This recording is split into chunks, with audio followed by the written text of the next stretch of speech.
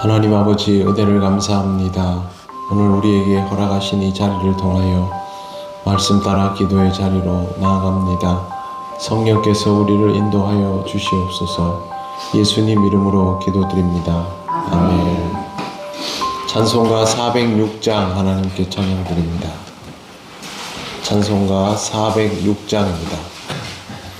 고난의 영혼 편히 쉴 곳과 풍랑이 일어도 안전한 포구 폭풍까지도 다스리시는 주의 영원한 팔 의지해 주의 영원하신 팔 함께하사 항상 나를 붙드시니 어느 곳에 가든지 요동하지 않음은 주의 팔을 의지함이라.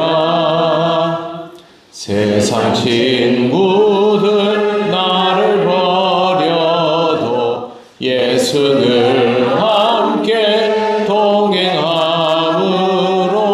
주의 은혜가 충만하리니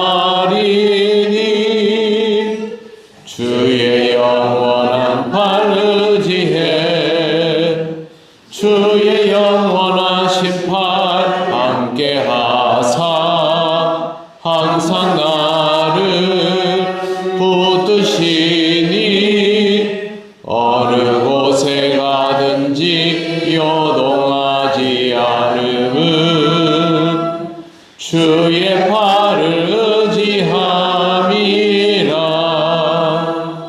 나의 믿음이 연약해져도 미리 예비한 힘을 주시며 위태할 때도 안보하시는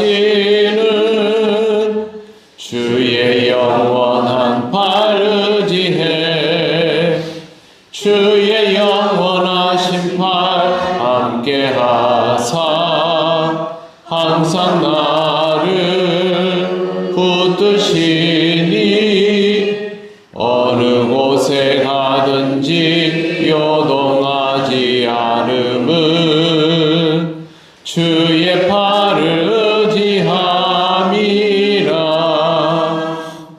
능치 못한 것 주께 없으니 나의 일생을 주께 맡기면 나의 모든 짐 대신 지시는 주의 영원한 팔 의지해 주의 영원하신 팔 함께하사 항상 나를 붙드시니 어느 곳에 가든지 요동하지 않음은 주의 팔을 의지함이라.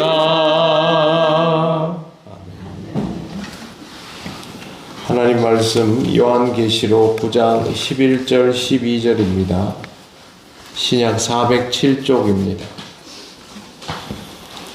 9장 11절 12절 말씀을 합독하겠습니다.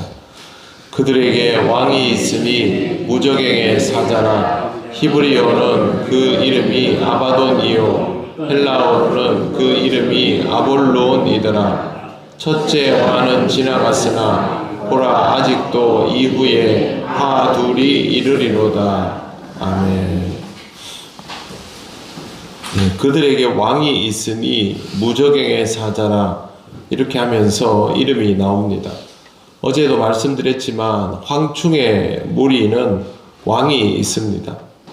요한은 그를 무저갱의 사자라고 표현하는데 여기 왕이라는 단어가 주목해야 되는 것이 바실레이아입니다. 바실레이아는 왕국을 뜻합니다. 하나님 나라를 부를 때도 바실레이아 오 데우 이렇게 부르는데 이 바실레이아라는 말은 적당히 모여있는 무리를 뜻하는 게 아닙니다.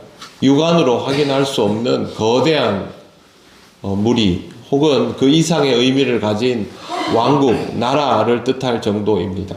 그렇기 때문에 여기에서 이런 왕이라고 표현이 된 이유는 황충의 무리가 그만큼 많다는 거죠.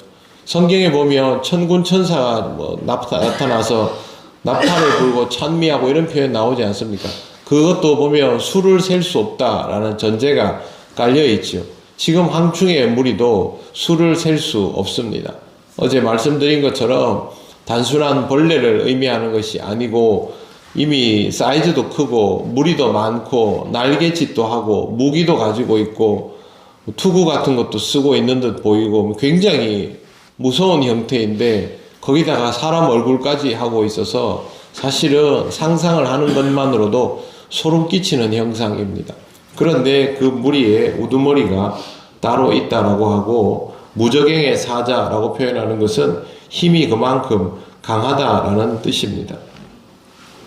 에녹 1서라는 책이 있습니다. 정경은 아니고요. 여기에는 우리엘이 무저갱의 권세를 가지고 있다라고 되어 있습니다. 천사 중에 우리엘이라는 이름을 가진 천사가 있는데 본문에 나오는 황충의 왕이 우리엘일까? 그건 아니다라고 해석을 합니다. 왜 그러냐 하면 우리엘은 하나님의 사자로서 하나님의 대리자이지 하나님과 반대편에 서 있으면서 하나님의 일을 하는 그런 존재는 아니기 때문입니다. 또 한 가지는 요한이 굳이 여기에다가 히브리어로 아바도니오, 헬라어로는 아볼론이다 라는 이름을 남겨 놓았습니다. 아바돈이라는 히브리어는 멸망을 뜻합니다.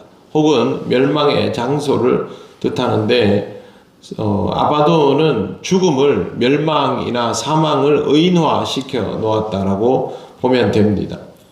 헬라어 아볼루온도 멸망이라는 뜻인데 이 단어의 원어가 아폴리미입니다. 우리 아는 그 아폴로 신 있지 않습니까? 그리스 로마 신화에 나오는 아폴로 신의 이름이 연상되는 단어가 바로 아폴리미, 멸망입니다. 이걸 굳이 아볼루온이라고 명시를 해 놓은 것이죠. 이것은 제가 앞서 말씀드린 그 무저갱의 사자, 황충의 왕이라는 것은 요한이 본 환상이죠. 그런데 이걸 굳이 이름을 히브리어 헬라어로 써놓은 것은 요한의 기록입니다. 왜 이걸 굳이 썼냐 하면요. 그리스 로마의 사람들은 아폴로를 숭배하죠. 그걸 잘 알고 있는 로마의 황제들은 자기가 현현하는 아폴로처럼 대접받기를 원했습니다. 그러니까 황제들은 자기가 신격화된 존재로 인정받고 싶어 했고 우리가 알고 있는 도미티안이라는 황제도 스스로를 그렇게 아폴로의 현현이라고 불리워지고 싶어 했습니다. 요한은 그걸 알고 있는 사람이고 지금 로마에서 이런 황제들로부터 박해를 받는 시대를 살아가고 있죠. 그래서 요한이 굳이 이 아볼루온이라는 이름을 꺼내는 것입니다. 설명을 붙이면서 로마 황제도 이렇게 되고 싶어 하지만 이거 전부 하나님 앞에서는 도구에 불과하고 별것 아니다라는 것을 요한이 굳이 이 기록을 남기면서 밝혀놓고 있습니다. 사실 로마 황제 알고 보면 별것 아니죠. 왜 그러냐면 신으로 불리워지고 싶어 했지만 자기의 권력을 지키고 싶어서 늘 전전긍긍하는 존재가 황제였기 때문입니다. 그에 반해 하나님께서 쓰시는 도구들은 그것보다 훨씬 무섭지요.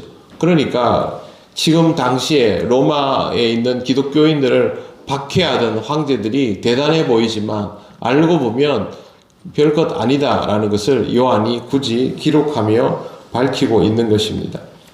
그 다음에 12절을 보시면 첫째 화는 지나갔으나 보라 아직도 이후에 화 둘이 이르리로다 라고 되어 있습니다. 이르리로다 라고 번역된 단어는 에르케타이인데요. 현재형이 사용되고 있습니다. 그 말은 지금까지 언급되었던 화뿐만 아니라 나머지 두 개의 화도 동시간대에 다가오고 있다라는 표현을 하면서 얼마 남지 않았다라는 것이죠. 지금 벌써 첫 번째 화를 가지고도 압도되고 숨이 막힐 지경입니다. 그런데 요한이 하는 말이 아직 2개가 더 남아있다라는 말을 하고 있는 것이죠. 첫째 재난이 아닌 2번째 다가오는 것들은 더 충격과 공포를 경험하게 할 것입니다. 그런데 여기서 중요한 게 있습니다. 하나님을 믿지 않는 자는 계시록의 종말을 두려워할 필요가 없습니다. 그렇지 않습니까? 하나님을 믿지 않는데 하나님이 하실 일을 뭐하러 두려워합니까? 또 하나님을 믿는 자는 계시록의 종말을 두려워할 필요가 없습니다. 하나님의 인치심을 받은 자는 이 종말의 대상이 아니라 종말 속에서 구원받을 자이기 때문이죠. 그래서 사실 이 일을 두려워할 자가 세상에 없습니다. 그런데 세상에 보면 하나님을 믿지도 않으면서 종말에 대한 공포는 가지고 살아갑니다. 어리석은 일이죠. 종말의 공포가 두렵다면 하나님을 믿음을 통하여 그것을 공포로 묶어둘 것이 아니라 하나님이 우리를 구원하시고 인치신다는 것을 믿음으로 받아들이며 살아가야 하는 것입니다. 신앙은 공포를 가지는 것이 아닙니다. 하나님에 대한 경외를 가지고 그 경외를 통하여 하나님이 이루어 가실 역사를 믿음으로 기대하며 나아가는 것이 신앙입니다. 계시록을 읽고 있지만 종말에 대한 막연한 공포보다는 하나님 이루시는 거대한 일 속에서 내가 인치심을 받고 구원받는 자로 이 땅을 오늘 살아가고 있다라는 것을 다시 한번 확인하는 그리스도인의 삶을 살아가는 것이 필요합니다. 오늘도 믿음 안에서 이와 같은 삶을 살아가시기를 바랍니다. 기도드리겠습니다. 하나님 감사합니다. 이 두려운 말씀이 우리에게 임하더라도 우리가 멸망하는 것이 아니라 온전히 하나님을 믿음으로 구원받은 자로 살게 됨을 먼저 믿고 감사를 드립니다. 막연히 공포를 가지고 이 땅을 살아가는 많은 사람들이 그 공포를 벗고 하나님을 알고 하나님을 믿고 받아들이기를 원합니다. 하나님을 믿는 자들이 더욱 늘어나게 하시고 하나님께서 이 땅을 향하여 하시는 모든 일들이 하나님의 공의를 이루며 사람들을 구원하는 일임을 깨닫는 은혜가 있게 하여 주옵소서. 오늘도 우리는 그리스도인으로 살아가며 감사를 드리며 예수님 이름으로 기도드립니다. 아멘. 하늘에 계신 우리 아버지, 아버지의 이름을 거룩하게 하시며 아버지의 나라가 오게 하시며 아버지의 뜻이 하늘에서와 같이 땅에서도 이루어지게 하소서. 오늘 우리에게 일용할 양식을 주시고 우리가 우리에게 잘못한 사람을 용서하여 준 것 같이 우리 죄를 용서하여 주시고 우리를 시험에 빠지지 않게 하시고 악에서 구하소서. 나라와 권능과 영광이 영원히 아버지의 것입니다. 아멘.